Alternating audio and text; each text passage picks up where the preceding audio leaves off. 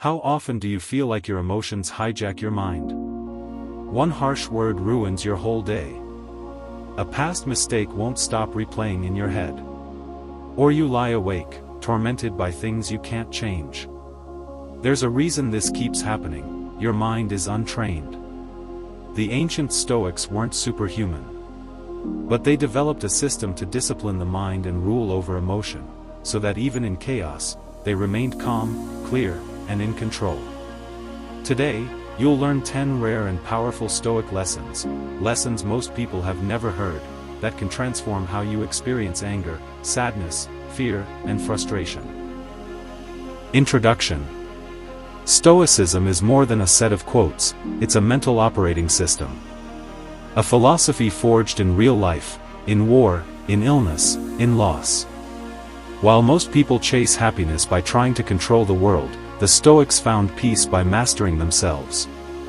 In this video, you won't just hear the same old lessons. We're diving deeper into the lesser-known Stoic practices that sharpen your emotional awareness, strengthen your resilience, and give you real control over your reactions. These are tools used by emperors like Marcus Aurelius, ex-slaves like Epictetus, and senators like Seneca, to maintain peace in the face of chaos.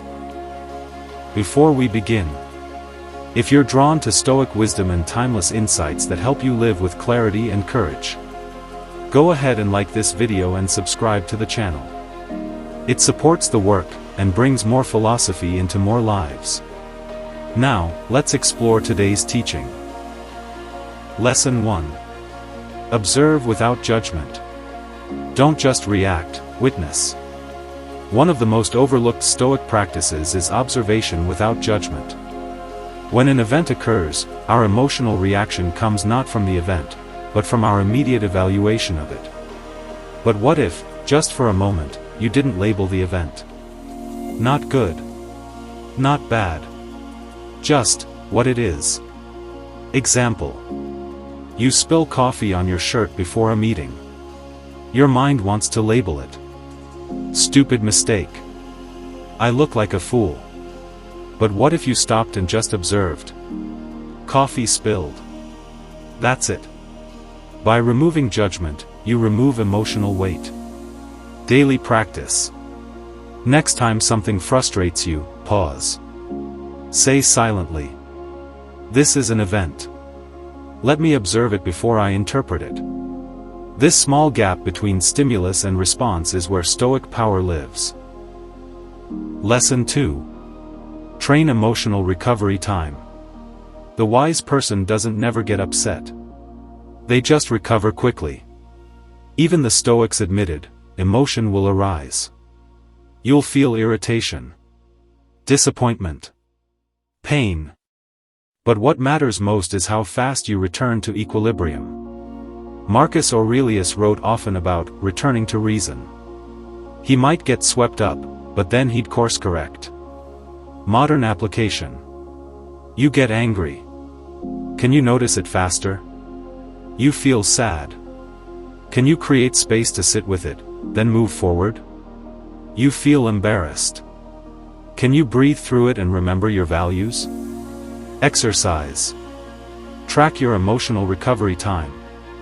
Journal how long it takes you to go from reaction to reflection. With time, you'll notice, your lows are shorter, your clarity comes faster, and your self-mastery grows. Lesson 3. Use language as emotional training. Harsh language feeds harsh emotion.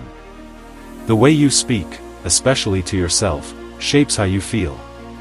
Stoics were extremely mindful of their words, because words create emotional tone. For instance, saying, "This is unbearable," intensifies your suffering. Saying, "This is difficult, but endurable," brings strength. Seneca warned, "The things that trouble us are not the things themselves, but the words we use to describe them." Daily practice. Replace emotionally charged words with neutral or empowering ones. Instead of, "I'm devastated," try, "I'm processing a loss." Instead of, "This is a disaster," try, "This is a challenge." Language is mental programming. Train your vocabulary, train your emotions. Lesson 4. Cultivate inner detachment from roles. You are not your title. You are your character. The Stoics believed much of our emotional suffering comes from over-identifying with our social roles. Parent, boss, artist, breadwinner. When something threatens that role, we panic. But the Stoics said, you are not your role, you are your moral self. Your character. Marcus Aurelius wrote, do not waste what remains of your life in speculation about others, or in clinging to your status. Why this matters? If your identity is too tied to external labels, any challenge becomes a personal attack. But if you remain grounded in your values, wisdom, courage, justice, you stay calm no matter what changes around you. Practice. When you feel emotionally triggered, ask, is this a threat to my values, or just my ego? You'll find most of the time, it's just ego. Lesson 5. Delay reaction to gain power. Time dissolves emotion. One of the simplest yet most effective Stoic tactics is delaying your reaction, even by just a few moments. Emotion is like fire. React too soon, and you burn. Wait a moment, and the flame settles. Epictetus advised. When someone provokes you, remember, it is your own opinion that provokes you. Real-world example. A colleague insults you. Wait before replying. A decision enrages you. Wait before acting. You feel a strong urge to lash out. Wait before speaking. Practice. Use the phrase, let me get back to you on that. Those 5 words buy you time. And time gives you power. Lesson 6. Study the emotions of great people. Model yourself on the calm of the wise. Marcus Aurelius often wrote about imaginary mentors. He would reflect on people he admired and how they handled adversity. He studied composure like an art. Modern application. Who do you know that rarely loses their temper? Who handles rejection with grace? Who remains kind under stress? Observe them. Study their habits. And practice emulating their mindset. You can even create an inner council of Stoic role models. Marcus Aurelius for calm. Seneca for clarity. Epictetus for resilience. When faced with emotional turmoil, ask, how would Marcus respond? This mental modeling reshapes your own habits over time. Lesson 7. Reframe emotion as training. Every challenge is a mental gym. Rather than seeing emotional discomfort as a burden, the Stoics saw it as a training opportunity. Anger becomes a test of patience. Anxiety becomes a test of presence. Sadness becomes a test of meaning. Seneca wrote, difficulties strengthen the mind, as labor does the body. Instead of, why is this happening to me, try, what quality is this testing in me? Instead of, I wish this didn't happen, try, this is my moment to train. Practice. At the start of each week, choose one emotion to work on. Treat each trigger as a drill, not a setback. Lesson 8. Create Stoic emotional anchors. In chaos, return to your center. The Stoics used short phrases or mental anchors to stay centered in difficult moments. Think of these like Stoic mantras, quick reminders that restore clarity. Examples. Endure and persist. Epictetus. It seemed right at the time. Marcus Aurelius. This too is nature.